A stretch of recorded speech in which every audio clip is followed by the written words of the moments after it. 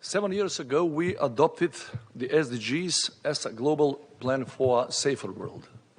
Since then, the world has been anything but safe, especially for the poor and vulnerable. The multiple crises have widened inequality, increased poverty, and slowed down the green transition.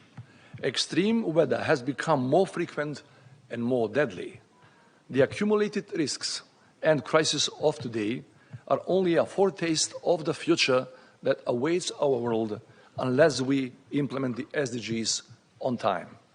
It is only with bold, ambitious, and just actions that can we avoid such a scenario. North Macedonia has adopted the 2021-25 Sustainable Development Cooperation Framework. With the support of the UN agencies and donors, we have made progress on SDG targets and outlined 3 major national commitments. First, investment in developing future skills as a prerequisite for economic growth. This asks for education adapted to the needs of the labor market, reducing the STEM gender gap, and creating jobs for the young digital generation. Second, increasing the share of renewable energy to support climate action and energy sustainability in line with the enhanced national determined contributions, the National Strategy for Energy Development, and the long-term strategy on climate action.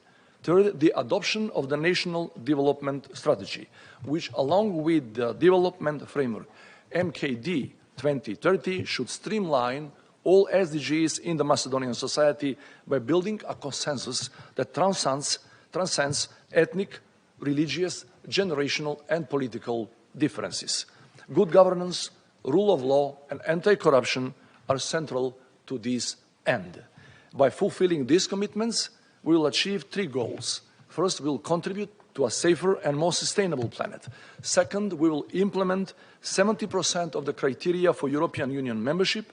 Our European future is essentially grounded on sustainable development. And third, we will tackle our most urgent challenge, the massive emigration of young people. The success of our SDG commitments to create a just, inclusive, and resilient society will be measured by the readiness of our young people to envision their future in their homeland.